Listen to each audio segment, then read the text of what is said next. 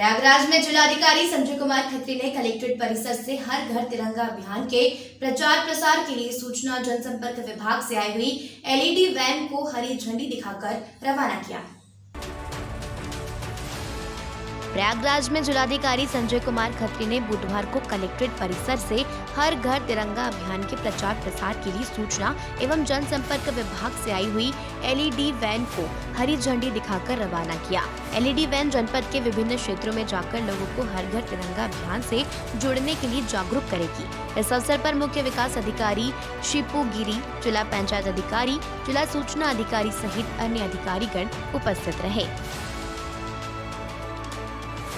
जौनपुर में आजादी के अमृत महोत्सव के अवसर पर भारतीय जनता पार्टी के हर घर तिरंगा अभियान के तहत भाजपा संगठन ने युवा मोर्चा के नेतृत्व में कॉलेज के मैदान से मोटरसाइकिल जुलूस के साथ तिरंगा यात्रा निकाली। जौनपुर में आजादी के अमृत महोत्सव के अवसर पर भारतीय जनता पार्टी के हर घर तिरंगा अभियान के तहत भाजपा संगठन ने युवा मोर्चा के नेतृत्व में कॉलेज के मैदान से मोटरसाइकिल जुलूस के साथ तिरंगा यात्रा निकाली। तिरंगा यात्रा का समापन नगर पालिका मैदान पर हुआ। अम्बेडकर चौराहे पर जिला अध्यक्ष पुष्पराज सिंह द्वारा डॉक्टर भीमराव अम्बेडकर को माल्यार्पण किया गया। वहीं गांधी चौराहे पर गांधी जी की प्रतिमा पर माल्यार्पण हुआ। रैली का नगर पालिका में समापन हुआ।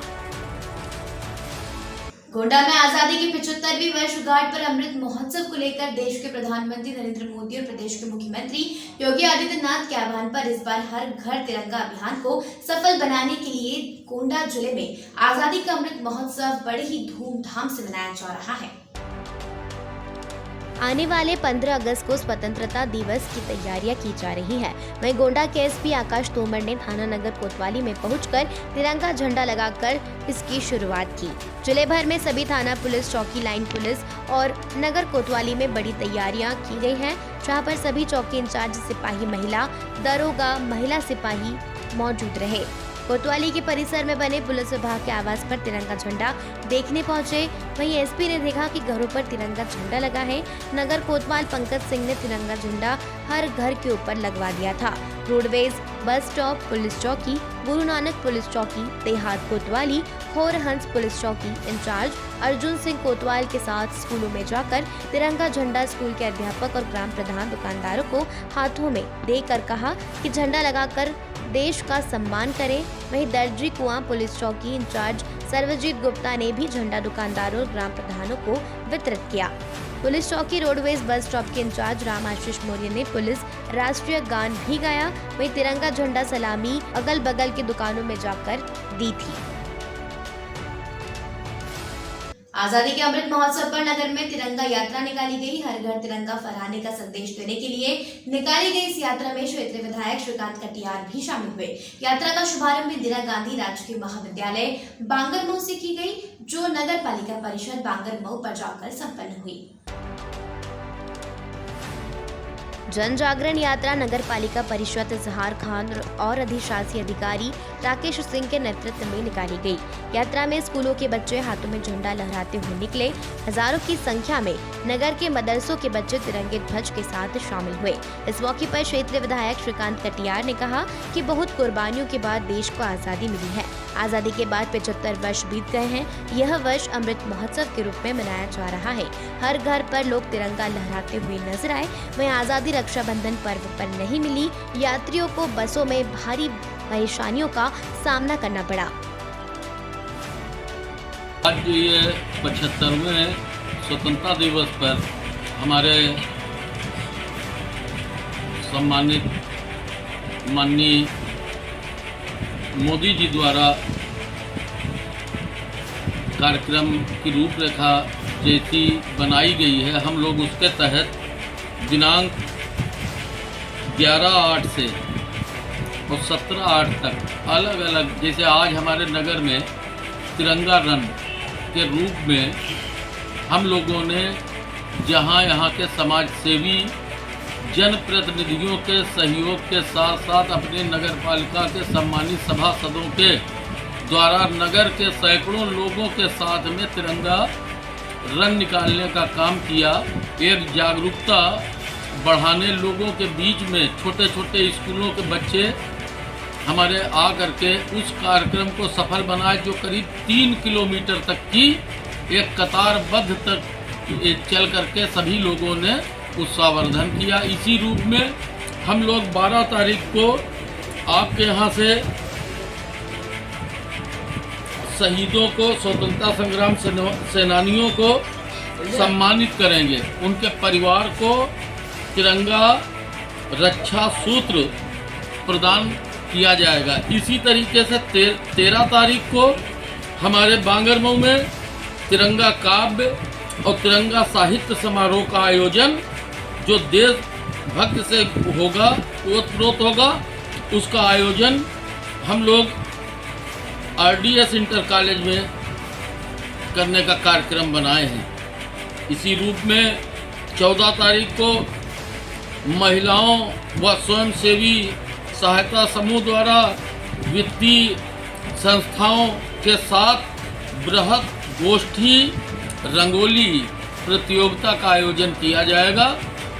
इसी क्रम में दिनांक 15 तारीख को झंडारोहण कार्यक्रम के उपरांत हमारे जो शहीदों के नाम पर, चूँकि 75वां वर्ष है स्वतंत्रता का, हमारे शासी अधिकारी महोदय ने बड़ा अच्छा विचार सभासदों के मध्य से लिया कि हम लोग 75 जगह रोड पर उन्हें ट्री गार्ड द्वारा सजाकर पेड़ों को लगा करके वहाँ पे पेड़ों को जगाने का काम करेंगे, ताकि हमारा कस्बा भी हरा भरा रहे।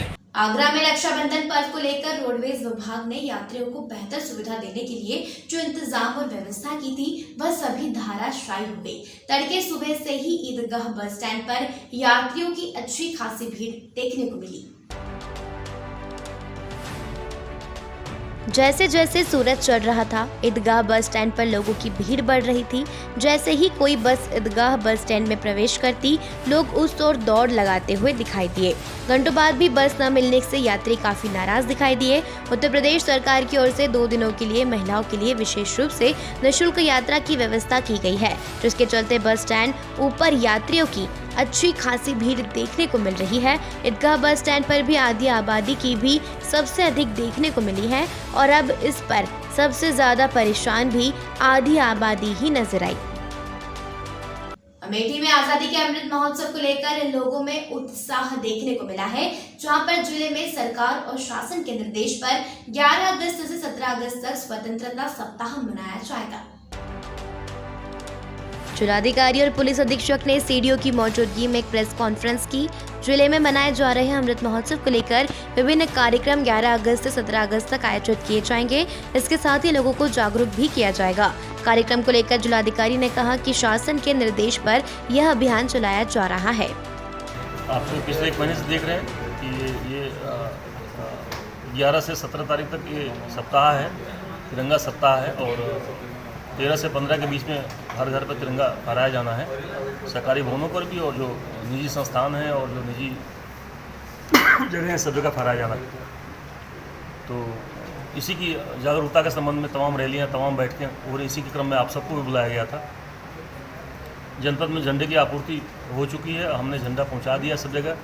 सारे ग्राम पंचायतों में हमारे ब्लॉक के माध्यम से झंडे पहुंच चुके, नगर पालिकाओं में शासी अधिकारियों के माध्यम से झंडे पहुंच चुके, सब गांव में, सब जगह, हर वार्ड में नगर पालिकाओं के सब तरफ बैठकें हो चुकी, सरकारी कार्यालयों में बैठकें हुई, और सब जगह इसकी जागरूकता फैलाई गई, झंडा फहराने के बारे में, झंडे की देखभाल के बारे में, झंडा को सहेजने के बारे में, राष्ट्रीय सम्मान के बारे में। जी। हार्ट अटैक पड़ने के बाद एम्स अस्पताल दिल्ली में एडमिट राजू श्रीवास्तव के स्वस्थ होने की कामना के लिए राधा माधव मंदिर में दवाई नगर में हवन पूजन किया गया। बचपन के मित्रों, सहयोगी और गोविंद नगर के अनाथ बच्चियों ने हवन पूजन में आहुतियां देकर राजू भाई के स्वस्थ होने की प्रार्थना की है। आज देश के सुप्रसिद्ध हास्य कलाकार और उत्तर प्रदेश फिल्म विकास परिषद के अध्यक्ष और कानपुर के निवासी राजू श्रीवास्तव को दिल्ली में हार्ट अटैक पड़ने के बाद एम्स अस्पताल दिल्ली में एडमिट करवाया गया है, जहां राजू श्रीवास्तव के बचपन के मित्रों ने उनके लिए हवन पूजन करवाया। हवन पूजन में राजू की फोटो पर ईश्वर से कामना है राजू भाई जल्दी स्वस्थ हो जाए लिखा हुआ पोस्टर लेकर बचपन के मित्रों, सहयोगियों और कोविड में अपने माता पिता को खो चुकी गोविंद नगर के अनाथ बच्चियों खुशी और परी ने अपने संरक्षक एडवोकेट प्रेम पांडे के साथ आकर हवन पूजन में आहुतियां देकर राजू भाई के स्वस्थ होने की प्रार्थना की है।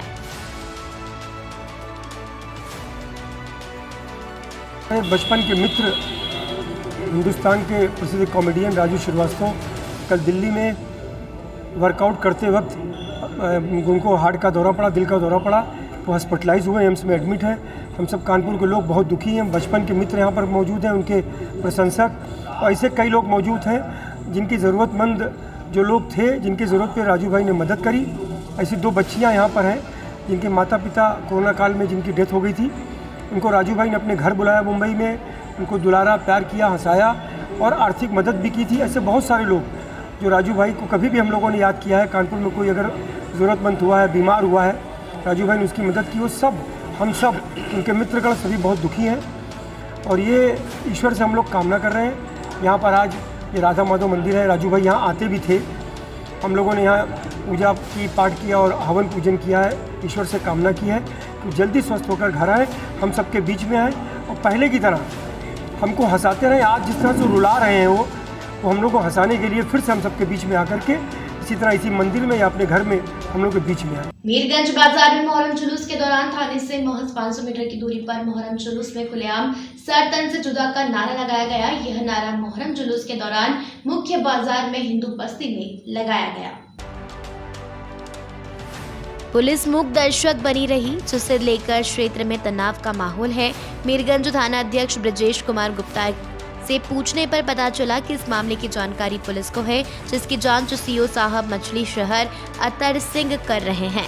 सीओ से बात की गई तो उन्होंने बताया कि यहां जुलूस के दौरान नारेबाजी की गई है, जिसकी जांच की जा रही है। वीडियो वायरल होने के बाद हिंदू समुदाय में काफी आक्रोश व्याप्त हो रहा है।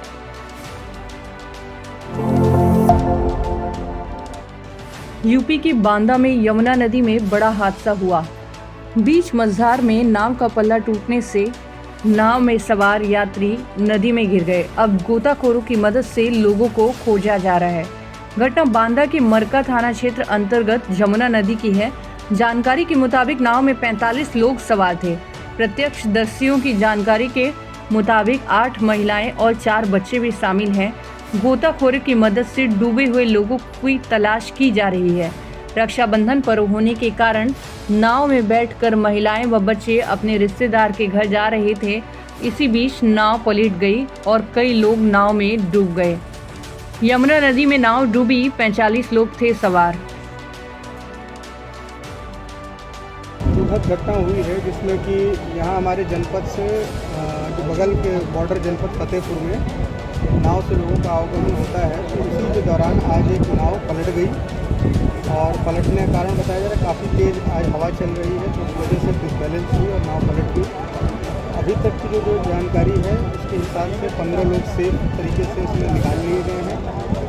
17 लोगों का अभी तक पता नहीं चल रहा है, जिनके बारे में सर्च टीमें लगी हुई हैं। 3 लोगों की डेड बॉडीज़ रिकवर कर ली गई हैं, जिसमें 2 महिलाएँ हैं, एक बच्चा है। जो लोगों को हम लोगों ने रिकवर किया है उनको हम लोग अस्पताल में जगह उनका इलाज करा है, वो बिल्कुल स्टेबल है, ठीक है। SDRF की टीम, NDRF की टीम और लोकल जल पुलिस की टीम, ये तीनों आ रही हैं यहाँ पर, जल्द ही यहाँ पहुँच जाएंगे। रेस्क्यू ऑपरेशन बहुत बड़े पैमाने पर चल रहा है। सभी आला अधिकारी, मैं DM साहब, सभी लोग यहाँ पर मौजूद हैं। सर, नाव में लगभग कितने लोग सवार हैं? देखिए एग्जैक्ट फिगर अभी क्लियर नहीं है, परंतु जो अभी बताया जा रहा है कि 17 लोग अभी मिसिंग है। तो 17 मिसिंग हुए, 15 लोगों को हम लोगों ने निकाल दिया, 3 डेड